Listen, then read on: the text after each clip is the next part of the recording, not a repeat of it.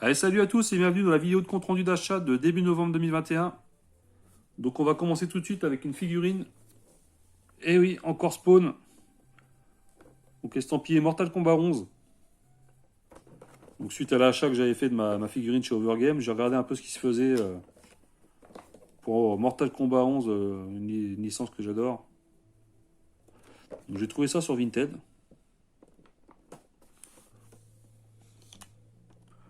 Donc là on est plus dans la figurine que dans la statuette comme l'autre. Là il y a des points d'articulation et tout. Je l'ai trouvé vraiment stylé. Donc celle-là restera dans son emballage,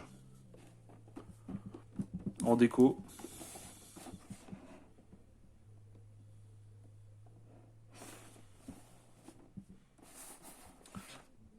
Donc c'est la collection Gold Label. Alors je sais pas trop s'ils en ont fait d'autres. Je verrai. Donc voilà pour le spawn Mortal Kombat 11. Alors on continue avec un petit pack PSP trouvé sur Marketplace. Donc avec ces trois jeux. Donc pas forcément des jeux que je recherchais, mais bon, le Need for Speed ça fait plaisir quand même. Ils sont en bon état. Et les deux Buzz, je vais tester, voir ce que ça donne. Les deux Buzz parce que c'est un pack Buzz. Pour la PSP Slim and Light version 2004. Donc avec une boîte en assez bon état. Et à un prix vraiment dérisoire. Donc je pouvais pas la laisser passer celle-là. Et puis la couleur noire, j'avais pas en PSP. Donc ça tombe bien. Donc la console à l'intérieur reste une console standard. Hein, mais c'est la boîte qui fait le pack. Donc c'est cool. Un achat Vinted avec une licence que France aime bien. Donc c'est le Brothers in Arms sur DS. Donc sorti en 2007 ainsi que sur N-Gage en 2008. Donc ça a été développé par Gameloft. Donc c'est une entreprise qui a été créée en 99 et qui appartient toujours au groupe Vivendi France. Donc ils sont spécialisés dans les jeux sur mobile. Donc édité par Ubisoft. Donc là on est sur un TPS tactique idem que ses prédécesseurs. Donc pendant la Seconde Guerre mondiale. Alors il me semble que dans les autres on ne peut pas conduire de véhicules. Là on peut conduire des véhicules. Et puis bah, avoir l'utilisation du stylet, ce que ça donne pour ce genre de jeu. Donc, je ne l'ai pas encore testé. Et c'est un jeu qu'on voit... Enfin moi j'avais jamais vu. J'ai trouvé ça sur Vinted. Un achat Vinted encore. Bon, pour compléter mon Lego Harry Potter années 5 à 7 que j'avais déjà. Donc là, c'est le Lego Harry Potter années 1 à 4. Donc j'en profite pour faire un petit coucou à ma fille Luna, qui adore Harry Potter, la série des films Harry Potter. Donc là, c'est sorti en 2010. Donc également sur PS3, 360, sur la Wii. DS aussi, je l'avais sur DS, mais je l'ai revendu du coup pour avoir cette version-là. Également sur mobile aussi, iOS et Android. Et ils ont sorti une version remaster sur PS4 et sur la Xbox One et la Switch. Donc ça a été développé par Traveler's Tales. Donc c'est ceux qui ont sorti tous les jeux à licence Lego. Donc la licence cinéma. Donc c'est une société qui a été créée en 90 en Angleterre. Et qui a été rachetée en 2007 par Warner Bros. Donc ils n'ont pas commencé par les Lego, ils ont fait d'autres petits jeux avant. Ils ont fait le Mickey Way Adventure en 95, le Crash La Vengeance de Cortex en 2001 et le Sonic Air sur Saturn. Donc édité par Warner Bros. Donc bah, un jeu Lego hein, comme tous les autres, un jeu d'aventure très addictif et qui reprend à merveille l'univers des films. Hein. Franchement, ouais, j'avais déjà joué. Je crois que c'est celui-là que j'avais fini ou l'autre, je sais plus. Donc moi j'aime beaucoup les jeux Lego et là la PSP et PS Vita c'est vraiment les deux consoles portables où faire des jeux Lego c'est un régal. Alors ce qui est dommage c'est que sur la deuxième saison ils nous ont mis un petit artwork sur la tranche. Et là c'est tout pourri, c'est dommage.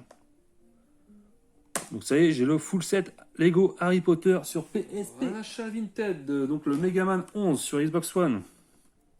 Donc également dispo sur PC, Switch, PS4 et sorti en 2018. Donc développé, édité par Capcom bien sûr.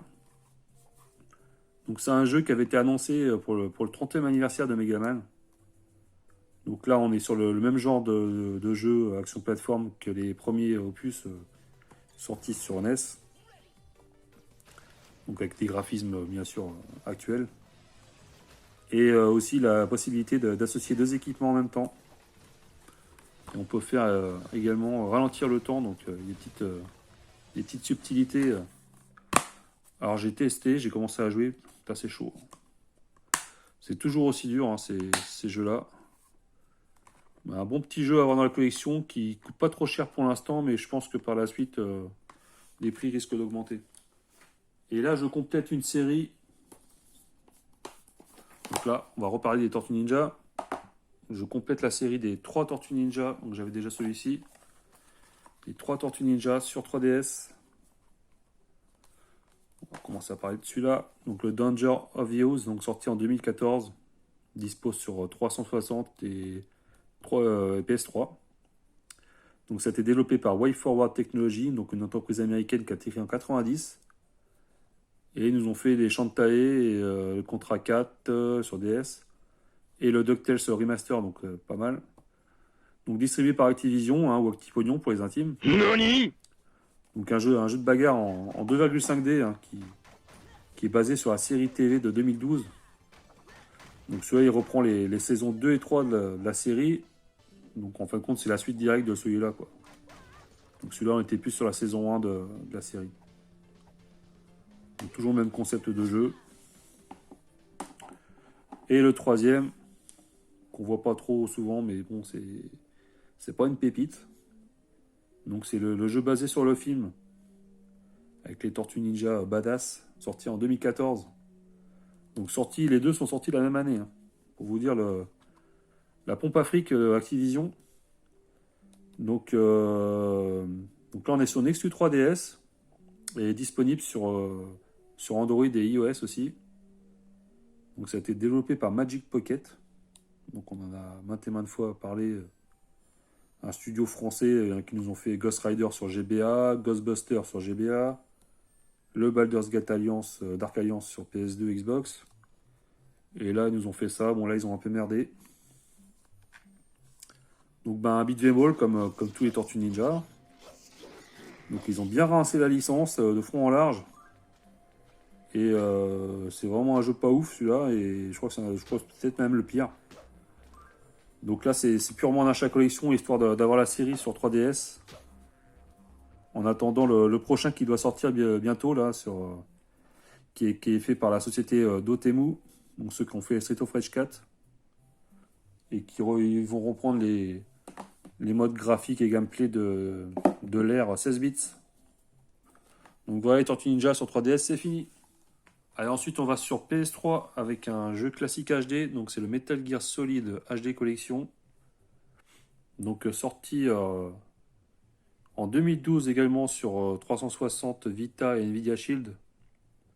Donc développé par Kojima Productions, donc la boîte d'Hideo Kojima et édité par Konami. Donc là c'est la compilation du Metal Gear 2 Sons of Liberty, le 3 Snake Eater et l'opus PSP le Peace Walker. Donc à noter qu'ils nous ont fait un petit artwork sympa au verso de la jaquette. Bon, il n'y a rien malheureusement. Le minimum syndical. Donc la notice est quand même bien décorée aussi.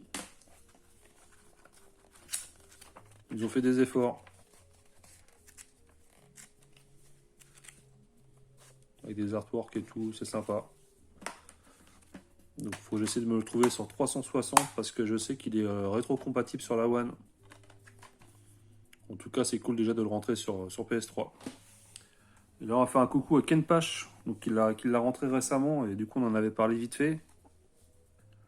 Donc c'est ce qui m'a décidé à me procurer ce jeu, donc le Enslaved sur 360. Donc que j'avais déjà sur PS3, mais en fin de compte, il est rétro-compatible sur la One. Donc je me suis dit, tant qu'à le faire, autant le faire sur la One. Donc c'est un jeu qu'on avait entendu pas mal parler en bien.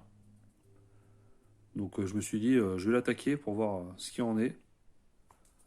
Donc sorti en 2010, donc également sur PS3 et puis sur PC. Développé par Ninja Theory, donc le studio anglais qui a été créé en 2000 sous le nom de Just Add Monsters. Et ils nous avaient sorti le Kung Fu Chaos sur Xbox en 2003. Après, ils nous ont fait le Heavenly Sword sur PS3 et le Hellblade sur PS4 Xbox One. Avant de se faire racheter par Microsoft en 2018. Donc édité par Namco Bandai. Donc là, on est sur un jeu d'aventure à la troisième personne où on incarne Monkey, qu'on peut voir là. Donc qui s'échappe d'un vaisseau d'esclaves aidé par une fille qui s'appelle Trip, donc c'est une rebelle. Et on se retrouve dans un New York post-apocalyptique où les robots on domine le monde et où la nature reprend ses droits sur l'ancienne civilisation humaine. Donc l'ambiance est pas mal. Hein. Donc c'est un jeu qui coûte vraiment pas cher et qui mérite qu'on s'y attarde un petit peu, sans être une grosse pépite, mais ça reste quand même un très bon jeu. Il n'y a pas longtemps, j'ai rentré le Sonic Colors sur Wii. Là, je le rentre sur DS. Donc, il était sorti initialement sur ces deux machines-là en 2010. Et donc, ils ont sorti cette année. Hein. Ils nous l'ont ressorti en version Ultimate sur les consoles actuelles. Donc là, on est sur une version, on va parler vite fait de celle-là, une version collector, enfin semi-collector avec un pauvre porte-clés tout dégueulasse. Une boîte de mauvaise qualité, mais bon, c'est vendu le même prix que la version standard, donc autant prendre celle-ci. Et puis le prix est pas cher à l'achat, hein. Franchement, en neuf, ça coûte pas grand-chose. Donc développé par Dims, donc pour la version DS, parce que la version Wii avait été développée par la Sonic Team. Donc sorti en 2010. Donc pareil, la société Dims, donc, on en a souvent parlé, c'est une boîte japonaise. Ils nous ont sorti les Street Fighter V, Senseiya Soul Soldier, le DBZ Infinity World là, sur PS2. Donc c'est édité par Sega. Bon bah ça c'est toujours pareil, jeu de plateforme, on en a déjà parlé quand on avait rentré sur la Wii. Donc ils avaient pris en compte les critiques des joueurs sur les Sonic précédents. Et le Sonic qui est sorti avant celui-ci, c'était le Sonic Unleashed, donc 2 ans auparavant. Donc là, ça reste un des meilleurs Sonic, un des meilleurs derniers Sonic sortis. D'où la réédition cette année de la version Ultimate. Donc voilà. Voilà pour les petites rentrées du début novembre. Et je vous dis à plus, salut!